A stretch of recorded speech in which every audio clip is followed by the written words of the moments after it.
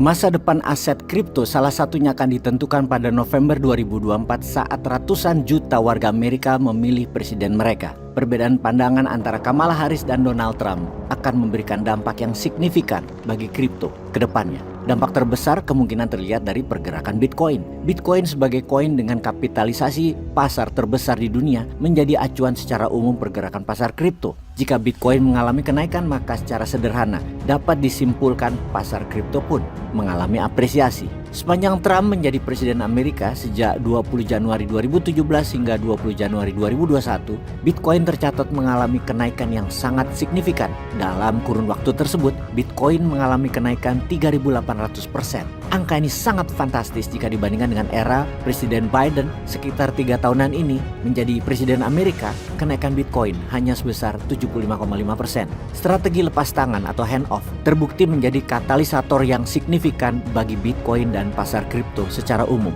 Kurangnya peraturan yang ketat di bawah pemerintahan Trump memungkinkan perluasan yang lebih besar dalam ruang kripto, mendorong lingkungan di mana proyek Bitcoin dan blockchain dapat berkembang dengan relatif tanpa hambatan. Kebijakan ekonomi Trump termasuk pemotongan pajak dan deregulasi juga berkontribusi terhadap iklim investasi yang menguntungkan yang secara tidak langsung menguntungkan Bitcoin. Sebaliknya, pemerintahan Joe Biden yang sekarang dan Kamala Harris nanti mengarah menuju lingkungan mata uang kripto yang lebih terregulasi. Seperti Indonesia yang pemerintahnya dan pejabatnya nggak ngerti blockchain dan kripto, apa-apa diatur. Jadi nggak berkembang bisnis blockchain di Indonesia karena kedunguan pejabatnya. Padahal blockchain ini otonomus, market driven, bukan regulator driven.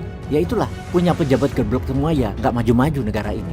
Faktanya pengawasan yang berlebihan dapat melemahkan semangat inovasi di dunia kripto seperti selama ini terjadi di Indonesia. Kembali ke fokus Kamala Harris pada ketatnya peraturan dan di bawah pemerintahan Biden, dunia kripto terus menghadapi tantangan dalam hal penerimaan arus utama dan integrasi ke dalam sistem keuangan tradisional.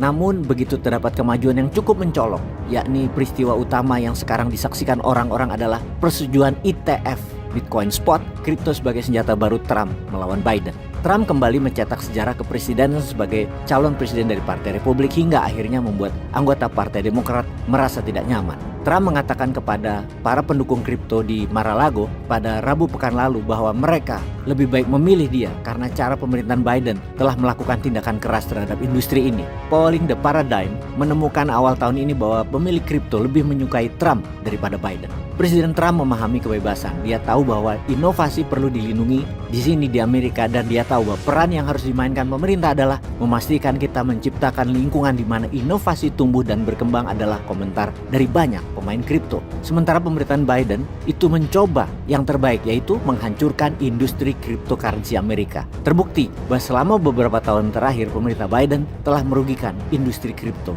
dengan segala cara. Apakah Trump akan menang di Pilpres November nanti seperti harapan para penggemar kripto? Sejauh ini negara bagian masing-masing, yaitu negara bagian Republik, Trump unggul, di negara bagian Demokrat, Kamala yang unggul. Yang menentukan adalah negara swing state. Kalau mereka masing-masing menguasai negara swing state, maka merekalah presiden Amerika selanjutnya. Untuk itu salah satu penentunya adalah logistik. Kamala unggul sumbangan dana kampanye hampir 300 juta dolar atau hampir 5 triliun rupiah. Sementara Trump hanya mengumpulkan tidak sampai 100 juta dolar. Sejauh ini swing state masih 50-50. Apa yang terjadi? Pertama, karena oligar farmasi dan senjata, mereka pro perang. Para industrialis pembuat senjata perang atau pro Partai Demokrat itu, mereka semua pro Kamala. Dan juga sebuah negara kecil namun berani menantang 18 negara tetangganya yang Islam, yaitu negara Israel yang kecil tapi tidak ada yang bisa melawannya, sangat pro Kamala. Mereka berusaha untuk membuat Trump kalah karena Trump terang-terangan akan menyetop senjata ke Israel. Lalu siapa lagi yang anti Trump? Pendukung perang Ukraina. Karena Trump kemarin juga mengatakan akan melepas sanksi embargo ekonomi ke Rusia dan akan membuat perang Ukraina stop, dengan salah satunya tidak mengirim senjata ke Ukraina.